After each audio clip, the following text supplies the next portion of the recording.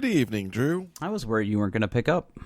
Oh, Skype did that thing again where it's not ringing. I don't know, whatever. It makes me panic. Should we, investigate a different piece of software? I mean, I think maybe. Yeah, maybe. I feel like Discord has never let us down. That is true. And that also might give us a platform to where, if people were truly interested in listening to us, it would give our audience a chance to interact with us in real time. Oh, yes. That is a good point. For future consideration. That might be an offline discussion. I don't know if I'm comfortable doing the show live. Not that we cut out a ton, because the show is the show. I don't know. All right. You have way more exciting news this week than I do, and I do. I just talked way too much last week. Yeah, sure. Okay. You got all kinds of good stuff. Well, where should I start? I don't know. Pop the stack. I'm not going to go in any particular order. I'm just going to go by arbitrary order. Yeah, sure. Today was Nvidia GeForce 370 release day. 3070. That's it. 3070. God darn it. And I managed to score one. Okay. So yeah. Well, yeah. You definitely. We definitely talked about you upgrading Zach's PC here, and Yep. I think the 3070 is really going to be the sweet spot for him, and it's kind of frustrating for me because the 3070, which I think was $599, is what they were going for. I think the Founders was like $499. Oh, even better. It has roughly the same performance as my $1,700 graphics card from 2 years ago. Right. So yeah. $499 was the Founders Edition. I ended up getting an MSI one for like $540. Now, where did you order it from? Newegg. I wasn't going to try very hard. I only had two websites up. I had Newegg, and I had the official Nvidia site, and I just refreshed at 9:00. And and Newegg had a bunch of different options and versions. When I refreshed, four of them were available for sale. I went, you know what? I'm just gonna take my chances and pick the most expensive one of the floor. Oh, okay. And it was only $540. It wasn't that much. And I figured if people are going for the 3070, they're probably more budget conscious. So I figured I'd have a better chance. I had no issues. I put it in my cart. I checked out. It wasn't even sluggish. I've read reports that people had a hell of a time getting the 3070s, and Newegg failed for them. I must have hit the sweet spot because I had no problems at all. It was absolutely smooth as butter. Yeah, it's pretty remarkable. I've heard really good reviews so far of the 3070. I totally blanked on this because I didn't know that was today, but I had an appointment at about 7 a.m. this morning. It was like a quick thing. It was like a 15-minute thing, and it was Micro Center wasn't totally out of my way to go home from this appointment, so I jetted over there about 8 in the morning, and there have been people that have been lining up at Micro Center for weeks for the opportunity to get one of these 3000 series NVIDIA cards. And when I rolled up the Micro Center at 8, and mind you, they open at 10 every day, the line was longer than I've ever seen it. And they were already letting people into the store. Whoa. So, okay. Yeah, and I had totally blanked on the fact that today was the 3070 launch. And apparently they had quite a few of them in because I didn't realize what it was. I just was like, well, I'm not going to get in line now because it's like I'm not even going to see what this is. But when I went home, I went to the Micro Center website, and their website was actually showing that they had 3070s in stock by 9 a.m. still. So maybe they didn't sell them all. I mean, they're gone now. Yeah. But it looks like they had gotten a fair amount of them in, and there were a lot of people in line. Yeah, I'm happy that I got one. Obviously, I tried for the 3080 when it came out, and that just didn't happen. So that you just wrote a question. So which monitor? I have not upgraded his monitor yet. That'll be something I try to figure out later. Well, it really seems like 3070 that 1440 is really the sweet spot for that card. That's exactly what I was going to say. So again, my 2080 Ti, which is sort of the closest analog to what this 3070 product is from Nvidia, I have the ultra widescreen, which is the 3440 by 1440, and I'm playing everything at pretty much ultra, with like the exception of Flight Simulator. But like, yeah, I feel like if you got him 1440, he could play Roblox in total splendor, right? Like he could just go nuts. You can go nuts, all the Roblox. Yeah. Yeah. And 1440 monitors are not crazy expensive. They're they're pretty low latency now. There's a lot of 1440 monitors that have really high refresh rates. I think he'll really appreciate that. Yeah. Yeah. So that'll probably be next, but first things first is it's going to get the card installed, and yeah. Well, it's funny because the other kind of big news around graphics cards this week is AMD just unveiled their next lineup, and well, your boys got some decisions to make. Oh yeah, is this going to change? Is this going to change what you're considering buying? Well, I don't think I've made any secret of the fact that I have built the last couple PCs that I have built, both willingly and sort of unwillingly, have been AMD kind of centric, and they've performed really well for me. So when AMD finally sort of announced what their next lineup of graphics cards are going to be, they have Nvidia right in the crosshairs. I'm optimistic that they will handle the launch of this product better than Nvidia handled the launch of their 3000 series. But just like Nvidia sort of has three main points with the 3070, 3080, and 3090s, AMD has what they're calling their Big Navi, I don't know what they're calling it. There is going to be... It's pronounced naval. Naval, got it. They are going to be the Radeon RX 6000 series of cards, and they are launching the RX 6800, RX 6800 XT, and the RX 6900 XT. And those are kind of going in ascending order of what their product line looks like. But there's a couple interesting points here, and I think at the end of the day, if the highest product SKU of this Radeon series gets around the same performance of the 3090, I think it's going to be kind of a wash because here's the thing. They're speculating, and they haven't formally announced this yet, but they're speculating that the 6900 XT is going to be $999, which is about $500 cheaper than the 3090. Okay.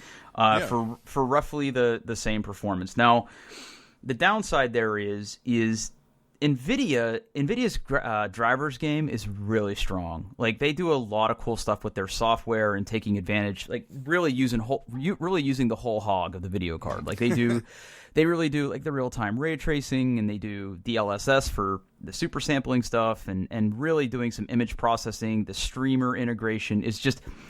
They really have done a good job of the NVIDIA drivers, and they're pretty unobtrusive. Like you install them, you can have them sort of automatically optimize your games. It's just kind of out of the way. It's got a really easy and pretty streamlined driver upgrade process in place.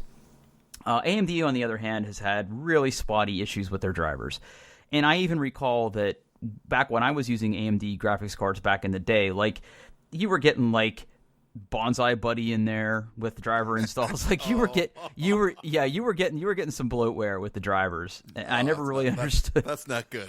I'm exaggerating, but not much. Okay, like did it automatically install Java for you? Yeah. You see? Okay, yeah. I'm doing that thing where I put my finger on my nose and then I point at you. Okay. Yeah. And there's been some interesting driver issues with like crashes and stuff like that. So I'm hesitant to dive right in on this. And then that's kind of the other point here, is that a lot of like the modern ray tracing features that Nvidia has, like games are sort of built to, how do I say this? So there's a lot of games that are built to take advantage of Nvidia's ray tracing. And then there's games that have ray tracing in general that are sort of compatible with these libraries. And AMD is sort of wading into this space where there's really no standardization. So there's going to be games, of course, that are going to favor AMD ray tracing technology and Nvidia ray tracing technology. So we're dividing the market, right? And depending on what game you're going to be playing, you may be better served with one over the other, and that sucks as a consumer. That sucks.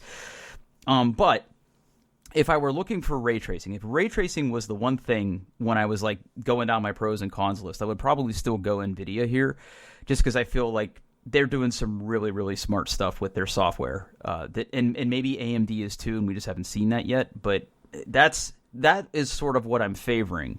Now, if we get into November here, back up a second. So these cards are scheduled to launch. Let's see here. I saw it right before we sat down. I think November, right? Where was it? They did have a launch thing in here. Oh, yeah. November 18th is when the 6800 and the 6800 XT launch. So those are going to be out now that Cyberpunk's delayed again. Surprise. Grumble. Yeah, I know. I don't want to talk about it. I don't either. Yeah. Because someone took a bunch of vacation time off around that date. I'm not going to say who it was. Yeah, that sucks, man.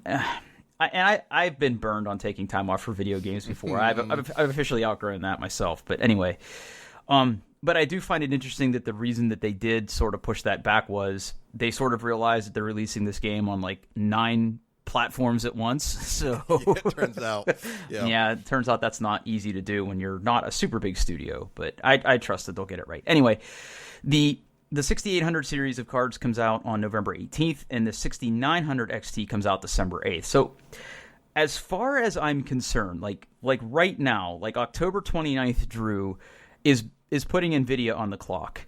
If I can't get a 3900 between now and December 8th, and the 6900s are available, and the performance is pretty on par with what we're seeing from the 3090s, yeah, I think I might have to do it. I might have to go with the 6900, because the other thing to remember is that next week, the next generation of AMD Zen 3 platform chips launch. Oh, that's right. Yes. Yeah, so the 5000 series of AMD chips. So I was really kind of hoping to do sort of everything at once. I would love to be able to score a new AMD Ryzen 9 5950 or whatever they are, and get a new NVIDIA graphics card in there. Now here's the interesting thing. Apparently, and I'm of two minds of this, but apparently with these new Radeon cards, if you're running an AMD graphics card on an AMD X series motherboard, like X570, and you're using an AMD Ryzen 5 processor or greater, these graphics cards perform even better than if you're like on an Intel platform. Oh, really? Yeah, apparently there's some synergy in there. That's smart. Yeah, that's smart on their part. Yeah. They're calling it kind of their Infinity Cache, some sort of fabric type thing that they've got where, it's not like they have to guess, because they kind of know the chipset that they certified, exactly. Right? So it's like they can take certain things for granted, I think. So anyway, I'm sort of officially on the clock on that. And of course, every time they do one of these product launches, they throw a bunch of histograms and bar graphs at you, and it's like, okay, those look like numbers, but I really want some people to get them in their hands and see what they're doing. Because I have been an NVIDIA person for the last several generations, and I want to stick with NVIDIA. I want to give them my money, but at the same time, I am looking to get this upgrade done. Well, good. I think Zach will be happy. Now, that's a Christmas present, right?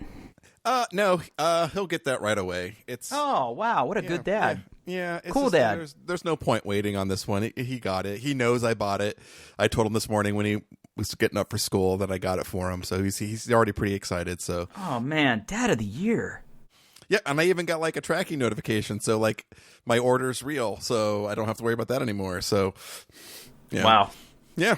Well, I mean, you were one of the lucky ones then. I was. And like I said, it was absolutely seamless, like butter. No lag, no waiting for like pages to load. It was just add to cart, buy, PayPal, done. Wow. Cool. All right. So that's enough graphics card nerdery for now. I'm going to pick the next topic here, because I've been looking at this link all week, and I have... Oh, okay. I have a lot of questions for you, buddy. Okay, all right, hit me. All right, so first, I have a question for you, Drew. Yeah. Do you wear belts? No, because I buy pants that fit. Next question. Okay, all right. So, I'm a belt wearer. I've worn a belt for two and a half, 3 decades now. I like my clothes to fit kind of baggy. So, and also, I'm also a chubby guy now. So I've always kind of needed a belt. It's just for style reasons. And I also like the way they look. My primary belt that I've been wearing for, I must have had this belt for 10, 15 years now. Maybe 10 years. Was a very simple leather belt. Very, very well constructed, a nice buckle, nice thick leather. But, it's getting old and it was starting to get creaky and the leather was starting to crack around the buckle. And it was just a matter of time before this belt just had a, spontaneous, like a spontaneous failure event and just, sprung off of my waist. So I've been looking for a new belt for a long time. And I've been, I've been reading reviews of belts. I've been watching YouTube videos of belts. It's not a very dark time in my life, belt hunting. Because I wanted a belt that I wouldn't have to replace, right? Like something I could wear forever. And then I watched a review for this company called Anson Belt, and they make belts that are for belts they are comically over engineered. So these are I think they're very nice looking belts. They got, lots of different straps and buckle options. But their kind of gimmick is their belts don't have holes. So they use, on the back of the belt, they have these series of ridges. And the buckle has this weird magnet clip thing. And you kind of just slide. Hold on, I'm gonna make the noise for you here. Hold on, I'm taking off my belt right now. Ooh. All right, see if you can hear this. Hold on. Did you get that? I got it. I don't know how I feel about it. I got it. So it uses this magnet system to kind of, as you can make it tighter very easily. There's a little latch that you basically pull the latch and it undoes the magnets, and then you can take the belt off. As far as belts go, I am absolutely in love with these belts. I'm so happy. Okay. All right. Okay. So I am really confused. Okay. So you're gonna have to help me here because I have looked at this website. And I'm sure that if I actually read the words on the website, I would understand. But I learned by looking at pictures. Okay. So it appears to me that these belts are sort of like your own little belt hobby kit. Oh yes, absolutely. So when you order an Anson belt, it looks like you basically get a long piece of leather that you put in the strap yourself. Yeah. So the buckles come off comically easy. There's just this little seems like that might be a design flaw on a belt. But go on. Well, it's actually it works out really well. I wonder if I could take a picture. Yeah, just take your pants off. It's fine. Whatever. We're friends here. I did. All right. Okay. This is not going to go in the show notes because it's also a picture of my desk. All right. Hold on. I'm just sending this to you. So. It's a live photo, Paul. Oh, no. My balls. That's a reference. It's a good one. All right. Here it comes. It's coming your way. So. Okay. On the buckle, there's basically this lever that you can, you basically you undo this lever, you put the strap in, and this lever's got teeth, serious teeth. So when you push down, it bites into the belt so the buckle does not come off. So you really have to take the belt off and really, pull back this lever to get the buckle to come off. So I am not worried about the buckle coming apart, coming off the strap. So you could really have a belt for all occasions here. And that's exactly it. Is they kind of want you to get in by buying their box set, which gets you like 3 straps and 2 buckles. All right. I'm gonna build my box set. Okay. Choose a belt width. I'm one and a half. I'm not going to a wedding. Yes, exactly. Straps. So it looks like they have leather, but they also have nylon. Yeah, and the nylon's I got one nylon strap. It's actually what I was wearing now. Oh, and it's so it's actually nice because like the exterior is this nice nylon weave, but it's actually adhered to a leather strap. Oh, so the back is leather, so it's highly durable. Man, the whiskey patina looks good. All right, I'm gonna choose 3 here. Okay, I'm gonna choose 3. Oh, look at the green and red striped cloth, just in time for. Oh, it's out of stock, just in time for Christmas. Let's see here. Saddle tan, vegetable tan leather. Okay. And I really want to check out one of these canvas ones. I just don't know if they're for me. Cognac micro suede. Okay. Cognac. Yep. Okay. So here we are choosing buckles. Boy. They have classic. There's classic. Classic belt. Onyx in matte gunmetal, onyx in smoked golf. Oh, look, those are gross. Traditional. Okay, so I got a traditional antique gold and a classic. I think it was a classic gunmetal is what I ended up getting. All right, traditional, formal, and gunmetal. I'll do one of those, and then when I go to classic, I will do the the classic. Okay, so some of these have like open faces, and some of them don't. Yes. See, the antique gold. I don't know, man. Like, can I get a bigger picture? Yeah. See, I don't love it. Let's see. What about the classic matte? The classic matte gold looks more my speed. Okay. Do you want to add one more buckle for only $15? I can't afford not to. I ended up not doing that, and I regret it. Yes. Okay. Yes. I bought 3 straps and 2 buckles. See, okay, here's my thing, though. I got 3 tan belts in here, and I'm not sure that silver really goes with this. So I got to go back to gold. Now, the nice thing is when you pick all your selections at the bottom, the website will show you all your possible combinations. Oh my goodness. So you can see what they will look like. Oh my goodness. What a time to be alive. I know. Oh, add to cart. Wow. My Anson box set is $114. That seems reasonable.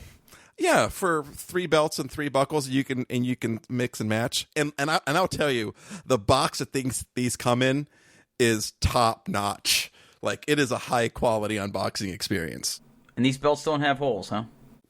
They do not have holes. How fast did you get it? Only took a couple days. 3 days maybe. Yeah. Yeah, see, I mean, listen, I think every man is a belt wearer when the situation warrants. Anytime I tuck in a shirt, I'm going belt. Oh, yeah. For me, not only is my belt functional because again, I'm a chubby guy, and if I didn't have my belt, my pants would just work its way down. But I like the style of a belt. I like the look of a belt. I like the way a belt feels. I've always liked belts. I've worn literally I've worn a belt every day of my life for at least 30 years. Wow. And you're considerably older than 30. I am. Yeah. So okay, you know what? You sold me. Sold me. I'm gonna go ahead. I'm gonna go ahead and give these people my money. There you go. I think you'll be happy. Now one more thing. Before you go. Okay. And I haven't bought this yet, but I think I'm going to buy another. Oh, I know exactly where you're going with this, and this I'm here for the accessories, Paul. Take us home. So, they sell this very, I think very very sophisticated looking 4-strap hanger. Yep. So the hanger has the same kind of magnetic mechanism as the buckles do.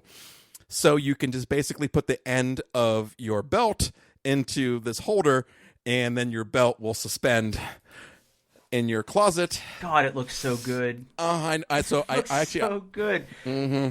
So I think there is another strap, maybe a couple more buckles, and this hanger in my future. Yeah, it looks like you can also buy shirts, but I'm not ready. I'm not ready for that level of brand. No, I don't think I'm going to be advertising the. I mean, outside of this podcast, I don't need an Anson belt shirt. I feel like those are really just for employees. Right. But there they are. If you want a long sleeve shirt that has the Anson belt logo on it, but let's face it, the logo is not good. No, it's not. It's not. It's basically it is the lowest effort logo I think I've ever seen. Yes. Yeah. I don't know what they're trying. I think it's supposed to be the buckle, but it's too square. It's not good. Yeah, but I've been rocking these belts all week, and I really like them. Okay. Yeah. All right. Here it is. Belts. We talked about belts. Is this our keychain moment? Well, Paul, we do need to talk about holiday plans this year, but we'll say that for another show. We'll say that because I have to redeem myself after last year's terrible showing. No. All right. Anyway, later. Yeah, later. Okay. What should we have? We're bursting with content. I'm gonna go. Oh wow, what did you just do? Okay. I don't know. I missed that one. Hold on. I got it. I got it. I'll fix it. Leave all this in. Google Docs is difficult. Yeah. Okay. Things for me here. So, continuing my superhero comic type kick, I finally got around to watching The Punisher on Netflix. Okay. And have you watched it? I've watched all of season 1, and I gave up on season 2. That is exactly where I'm at. Yeah. So I think I have made it abundantly clear on this podcast. I didn't grow up reading comic books. I don't know anything about superheroes. However, I will say that all the superheroes that I was probably the most familiar with, Frank Castle, aka the Punisher, it's probably the kind of the easiest one to get into, right? Because he's not really a superhero. He's just he's just a really angry guy. He's an anti-hero, but he's definitely an anti-hero, and I think that's why I like the idea of the Punisher. And I've seen a few of the Punisher movies, and they were okay. But I started watching The Punisher on Netflix because they did a series. They did 2 seasons, and it's interesting. They got me from the jump because it sort of picks up like he's avenged his family and he's trying to be normal, as normal as swinging a hammer at a wall for an entire episode can be. But it starts out really interesting, and I had really high hopes because it seemed to me like, when I think of the Punisher, I think my ideal Punisher miniseries is maybe a 1 to 2 episode arc where he helps somebody and then he moves on. Like that to me, kind of like the A-Team in the 80s. Like every week they helped a different person, right? Like that's what I want the Punisher series to be. I want him to help somebody different constantly.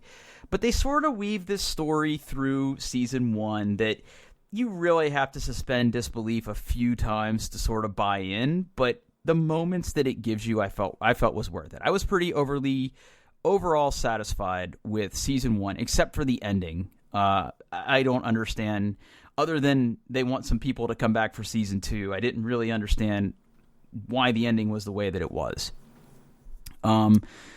But then I started watching season 2. Season 2 starts off really strong. They got the lady that plays Julia from Man in the High Castle, which, how does that work? Like, it's a rival streaming service, and she's just doing crossovers, whatever. She shows up for like an episode and a half. Haven't seen her since. Yeah, there's a lot of things going on in season 2 that I just don't quite understand. And like, I'm pretty close. I think I have like 4 episodes left, but I've sort of lost the will to keep watching. I don't know. What did you think? So I thought season 1 was fine. I think out of all of the those kind of Marvel unofficial Netflix shows, I think Punisher was the worst. I don't think it was even close. I think it was the worst by far. Oh yeah. Okay, but hold on a second. Not to interrupt you, but there's like 4, right? So there's the Punisher, there's Daredevil. Well, no, wait. I take that back. Iron Fist was worse than Punisher. Okay.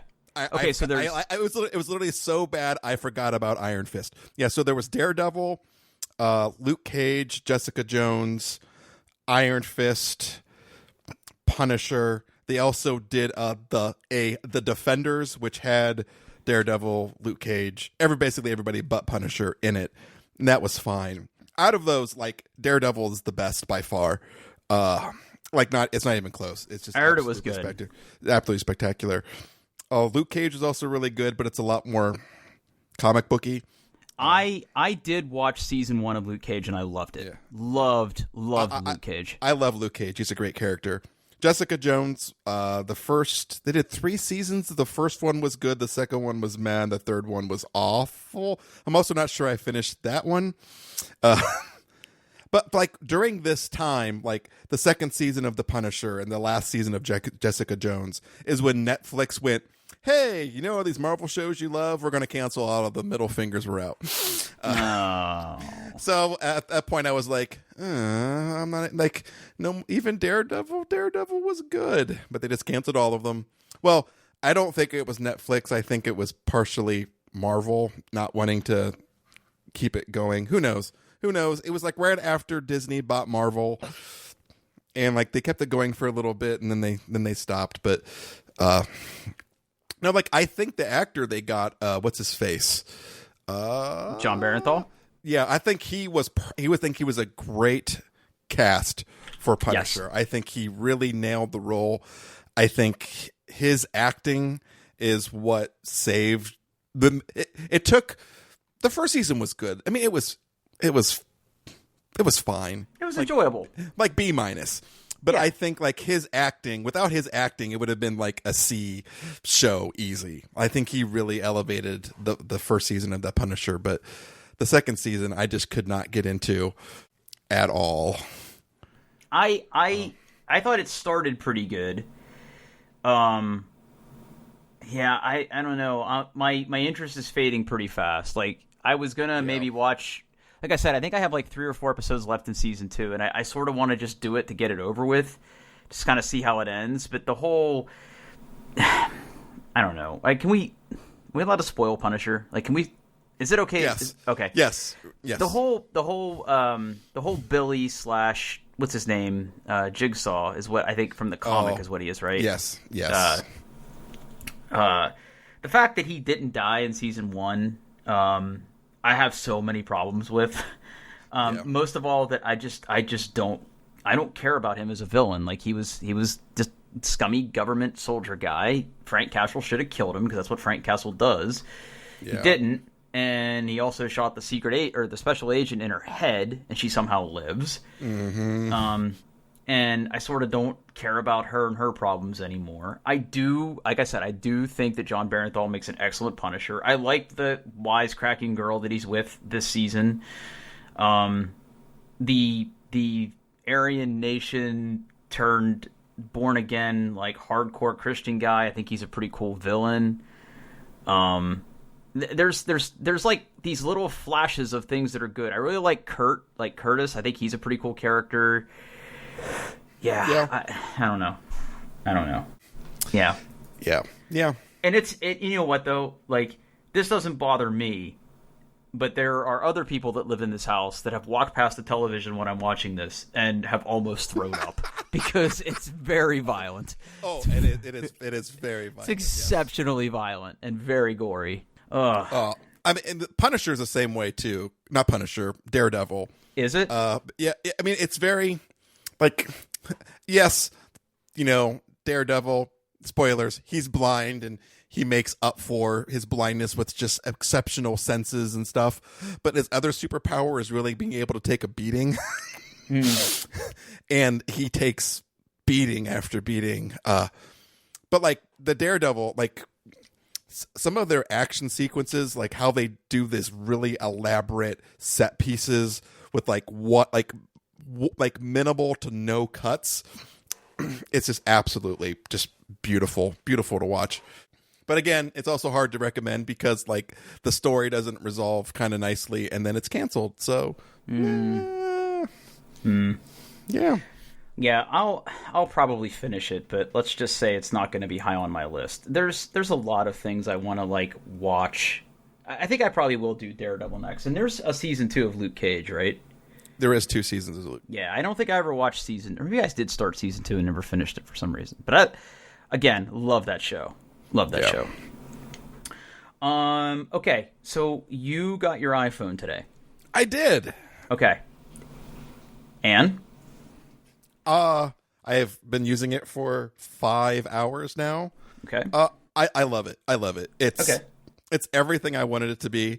The design, the flat edges, the glass back, it's the color, the blue color, the shiny Apple logo. Oh, I could not be happier. I'm kissing it right now. Okay. Now, did you get your case yet? I have not got my case. I have not got my MagSafe puck. Just my adapters and my phone. Okay. All right. And then you said you're happy with the blue. Oh, I absolutely love it. I love it. Now, okay. You got the Pro in blue, correct? I did. And what do you think? And the clear case. And it's great. I mean, it's super snappy. I like how responsive it is. The screen is somehow nicer than my iPhone 10 was. OLED. That's a big difference. Yeah. Or the 10 was OLED too. Was no. I don't know about that. I don't know. I'm too lazy to Google it. Yeah, me too. But the screen feels nicer. It's thinner. I like that it doesn't have rounded edge. I mean, it has rounded corners, but it doesn't have the rounded like edges anymore, and it just feels really good nice. In the hand. Feels good in the hand. It feels does. Sturdy. The case. Sturdy. Sturdy. The case is also. I think I'm really kind of excited to see what you think of the case because I think it's pretty good. I will say though that I only have one wireless charger, and it is the wireless charger in my car. It does not seem to charge my phone very well. They are generally relatively slow to charge, like 7.5 watts on ideal situations. It'll throttle back if it gets too hot. And it gets very, very warm while it's charging. Like almost uncomfortably warm. I don't know. But yeah, I'm enjoying mine. I'm glad that I upgraded. I was about to, and I'm glad that I did. But yeah, I'm happy that you got yours. Now, did anybody else in your family get an iPhone 12 yet? No one else got a phone yet. I did hand down my 11 Pro to my daughter this evening as well. So she's upgrading from an 8 to the 11 Pro, and she's loving it as well. So she got a nice upgrade. She'll probably still do for a new phone here in like 6 months, but into the time being, she can use. I asked her if it was her choice. She want to keep using her 8 or, because I was literally going to put my, 11 back in a box and just put it on the shelf. I'm like, do you want to use it? I'm like, sure. So yeah, I'm the only one. Daddy gets a treat. Cool. Well, you deserve it. Yeah. Okay. Last topic for the week, because I don't know if we're gonna have. We'll see. I do want to talk to you about that last topic, but okay, it's gonna be super boring for like whenever you're ready. Yep. Okay. I want to talk about this next one. I'm very curious about because we had a little exchange on Twitter about this. Yeah. So it's 2020 and everything is pretty much universally terrible. And there are a lot of things about me that I would love to change. And I think that certain things about who I am, for better or worse, are kind of part of my identity. And I think a lot of people have things like that. But there's so many things in the world that I don't have control of. We could go into a deeper discussion about how the reason I hate flying is because I'm not in control. But whatever. I'm not a psychologist. Stop it. But when I look kind of at my whole package, I kind of had a moment, a really super moment of clarity this week where I just realized that I swear too much. Like I use cusses way too much. I don't do it with customers that I work with, but I definitely do it with coworkers. And let me be emphatic here. No one has ever given me the direct feedback that I have a potty mouth at work. I just feel that my selection of words should be better. I shouldn't have to use, because like I feel like sometimes I use swearing like a crutch, right? When I'm trying to overly make a point or enliven a situation, I sort of fall back to swears. And I'm not sure that that's a healthy way to use speech. Now, I also still swear. I just do it in private. Like, I make sure that I'm not on the telephone or in front of other people or whatever, and I will occasionally let loose a cuss.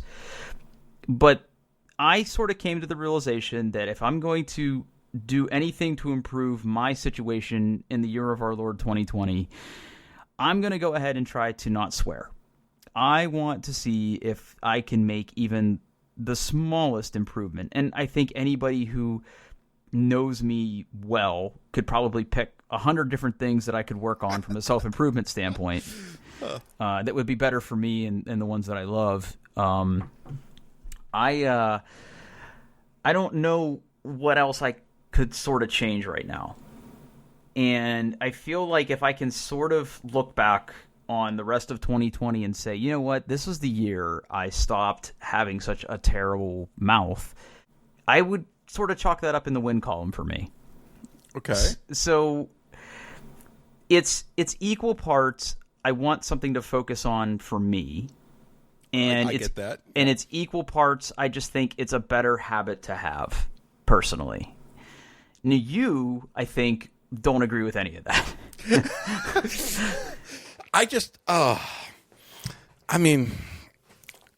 I love swearing. I love it. I love it so much. I don't excessively swear, but I do enjoy, the occasional, F-bomb or or the latter. All of them are equally good. I'm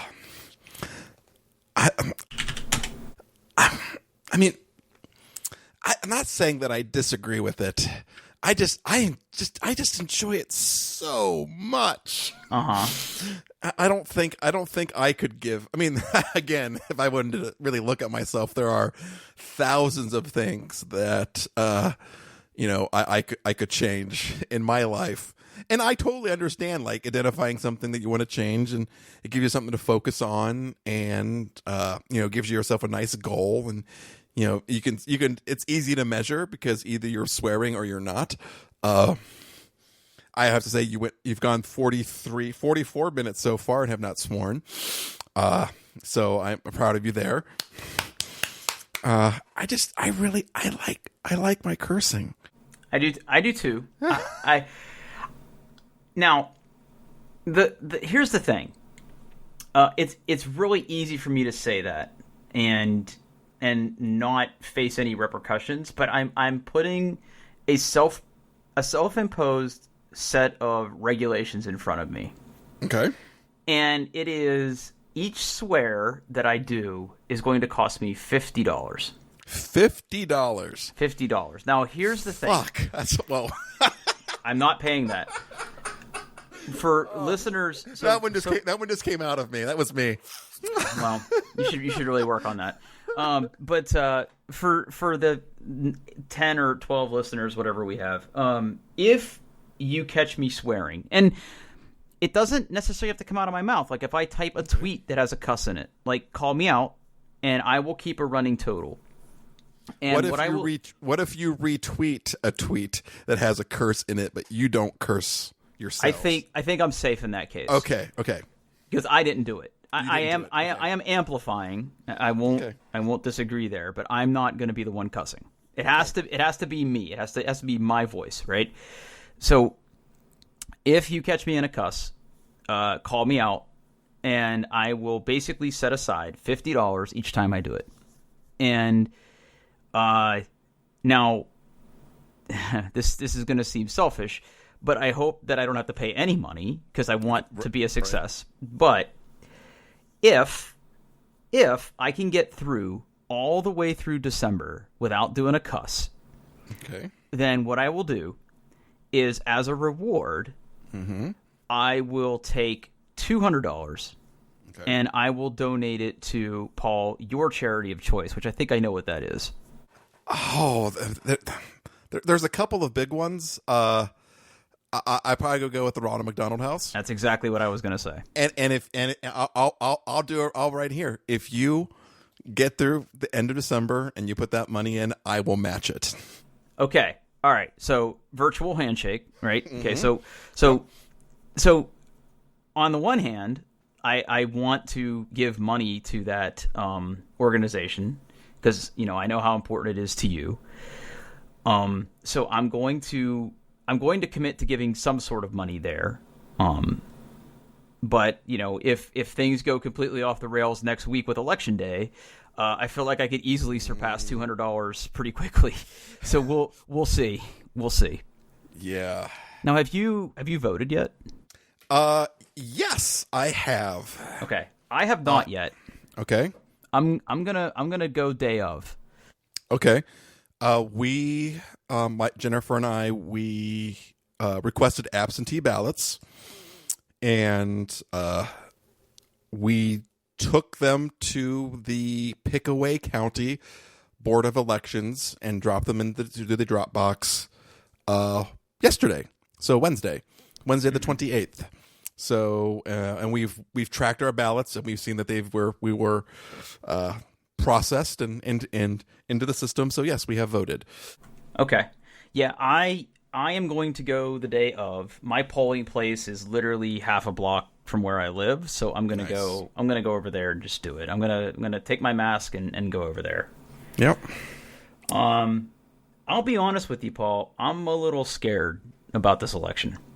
I am. I feel like too, Drew. I feel like the country is kind of on edge right now. Yeah, and I mean, I don't want to get super political because I know. I mean, who knows who listened to this podcast? But and if I say something, I may cut it out. So who knows? I feel like there's definitely two sides, right? There's the people who want to keep the current president in office.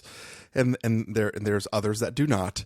But I feel like we've never been more divided. Like, to be absolutely blunt, I think Donald Trump is not only the worst president that's ever been in the United States, he's probably in the top 5 of worst Americans that have ever lived. And I'd put him in a good top 10 of the worst people that have ever lived in the world, like ever in history. Mm-hmm. And the other side wants him to be president again. So, like, we're not even close. Yeah. And, I sort of echo pretty much everything you just said. I will say that these last few months have been really challenging in circles that I travel in with family because a lot of my family do support him. It's definitely been pretty difficult. Okay, well, let's just dive in here. So Paul, one thing you might not know about me, and this isn't something that I straight up advertise, is that if you look at my voter registration card, it says Republican. Okay. However, I have not voted Republican in the last 3 elections. Yeah, I'm more liberal than not, and I grow more liberal, every day, really. But there was a period of time when, like, I respect the Republican Party because they actually stood for something. It was really about, fiscal responsibility and making sure that the government didn't expand out of control. And I respected that. Like, a healthy Republican Party kept the Democratic Party in check and didn't make sure that all of our taxes weren't 75% of our salary. And I absolutely respected that. But that's not what the Republican Party is anymore. Yeah, that is exactly it. I grew up in a household that was full of Republican literature. I grew up reading National Review and William F. Buckley, and it sort of indoctrinated me. But at the same time, like all of the really weird stuff aside, I gravitated towards that whole fiscal responsibility stuff and all of that. But the Republican Party as it stands today is not the party that I want to be associated with. And it hasn't been for a while, but these last 4 years especially, with the hypocrisy, the outright disdain for, democracy in general is just, it makes a mockery of everything that I love about this country. And frankly, I have had inklings of conversations with my lady friend about, do we see ourselves living in America for the rest of our lives? And I'm not saying we're going to be moving anywhere like tomorrow, but the thoughts have crossed our minds of, depending on how things continue to go in this country, I'm not sure I want to live here much longer, right? And that's not like hyperbole. Oh, moving to Canada. No, like I would just hard nope out of here, man. I would just get as far away from this country as I could. Well, you have to wait until COVID. Well, I mean, yeah, when people allow Americans in again, which is like the most ironic thing about 2020 is how we don't want immigrants yet we can't go anywhere. Like that's in the biggest of twists. It's I don't. Yeah. I mean, like I just saw like an American citizen dies from COVID every 2 minutes. Every 2 minutes. Yeah. And it's like, I mean, let's face it. Like the state governments aren't doing the best either. But like, the president is able to set an example for the country like no other person. And he just doesn't. And he just, well, I think he does. He does. This is just not a good point. example. Yeah, This is not a good example. And I mean, I would say I don't understand why people vote for him, but I absolutely do understand why people vote for him. Right. And if I'm offending you, like right now, dear listener, like I don't give a shit. Yeah, you're like, banned. You're banned from the show. I just don't. Like you and I are not remotely on the same page, and if you're going to boycott the show, then we'll have 59 listeners, and it'll be fine. Yeah, I do not get how anyone can look at that man, look at what he's done, and how he acts. Go, yep, that's the guy I want for 4 more years. I feel like a lot of times they don't necessarily want Donald Trump. It's just that they don't want anything to do with liberals or the radical left as they call it, and they'd rather like burn the country to the ground, cut their nose to spite their face, right? Yeah. Right. Yeah. So I think that's kind of where we're at as a country. And the unfortunate thing is that it doesn't really matter what you and I say to anybody. No one's going to change their mind. Like everybody's so firmly entrenched in their mindset that there's nothing you can say to change it. And that to me is the biggest tragedy. And the simultaneous ecstasy and agony of living in this country is that everybody gets a vote, and you're allowed to vote, and you should vote however you feel. Yeah. And what angers me the most out of this whole election, it's not who's running. It's like, it's the blatant and well-documented efforts by the Republican Party to suppress people's votes. Mm-hmm. It's like, well, they know that they have a shelf life. They know that they have a shelf life because like literally every generation, right, gets more liberal. Yes. Starting with millennials and going on down. I mean, I even think because I think you and I are technically both Gen X. Our generation is increasingly liberal, and millennials and Gen Y and Gen Z, like they're pretty soon it's going to be hard for these people to hold on to power, and I think they know it, and I think that they're going to do what they can to hold on as long as they can. I'm simultaneously looking forward to Election Day, but I'm also not looking forward to Election Day. I really hope that things go smoothly. I think even the smallest thing could set off a series of tragic events in this country, and I know that I am willing to defend myself if things were to get really bad. Like I have sort of made peace with that. And my thing is, and this is like the soul searching that I've been doing for the past few days, is how far am I willing to go, right? Okay. Like, if I outright see people threatening people to vote a certain way, or like if I walk up to the polls next Tuesday and I see armed men out there with M4s, right? They're crappy $350 Bushmasters that they saved up a year to buy. You know what? I'm gonna friggin' say something, right? Yeah. You know, they're out there, and I'm gonna tell them, like, I think you guys look like fuck. Oh, I didn't swear. I didn't do it. I didn't swear. You were close. I was close. You guys, I'll even cut that from the podcast so no one knows. No, you know what? Leave it in. It's fine. The show is the show. But I'm gonna say to them, I think that you people are misguided, and I think that when we see people walking around polling places and government buildings with guns, you're making your own case for gun control. And by the way, I guarantee you, dumpy white dude, that I could get that gun from you. It's always dumpy white dudes. It's always dumpy white dudes with really bad guns. Yeah. But again, how far would you go? Like, would you have that confrontation? Or, you know, if people start rioting because their person loses, are you willing to stand on that line and help, you know, restore order? Because, I mean, I'm not saying I want to be the next, like, Waukesha shooter that just, like, shows up for no reason and shoots some people and then runs away. But, like, you know, let's say that there's violence in my hometown, right? I don't live that far from the seat of government of this city. And if things start going crazy, there's a difference between sheltering in place and defending yourself at home and standing up for what you believe in, right? Yeah, yeah, and the law has a different view on those things as well. They do. Yeah. And I don't know. I don't know, man. Like, I don't want it to come to that, but I feel so conflicted about what I should do if I see things. And see, this is such a slippery slope, and I realize it because the other side feels the same way, right? Like, yeah. That's where we're at, and it's scary. It's really scary. Yeah. To me, anyway. I don't know. Yeah, that stuff worries me as well. I don't know how, you know, when November 3rd hits, how things are.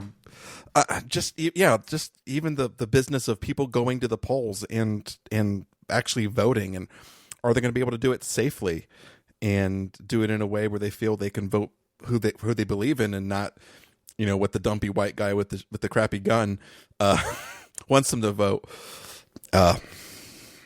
Just remember, you know, voter suppression is a felony. So, you know, if you're the dumpy white guy out there, I mean, assuming the government will charge you for it, but in theory, yeah, you can spend a good time in jail for that. Yeah. I just wish that, regardless of who's running, the Republican Party would run on their merits and not on trying to keep black people from voting. It's. But then again, you know, I look at this country and, you know, we did elect Barack Obama for 2 terms, and, you know, no one thought that a person of color would be a president anytime soon. So I have the tiniest sliver of hope. The fact that early voting is happening in record numbers also makes me happy, because, I mean, this is not controversial. Like, you can find videos of, you know, GOP strategy makers saying this on YouTube. The GOP does not win if people vote. Mm-hmm. Like, that's their platform, is the more people that vote, the less chance they have of winning. So that gives me some hope that, you know, the more people go out to the polls, the more likely those people are going to vote, cast their vote for, you know, not the incumbent. And but then again, like, I mean, we're over an hour now, but, like, even if he loses, like, the next few months are going to get weird, really weird. Right. Oh. Yeah. Well, you know what, Drew? I hope everything goes fine. I hope you vote without a hitch, and I hope this country starts healing. Yeah, me too, buddy. What do you say we wrap this one up? Indeed. You can find us on the internet at doingtheirbest.com. You can reach us on Twitter at doingbestpod. You can reach me. You can send all your hate comments to at Paul Baylor. That's Bahler. And where can people send hate comments to you, Drew? And I'm on Twitter at Pittsburgh, PITTFURG. Awesome. Thanks for listening, everybody. Stay safe. All right. Be safe.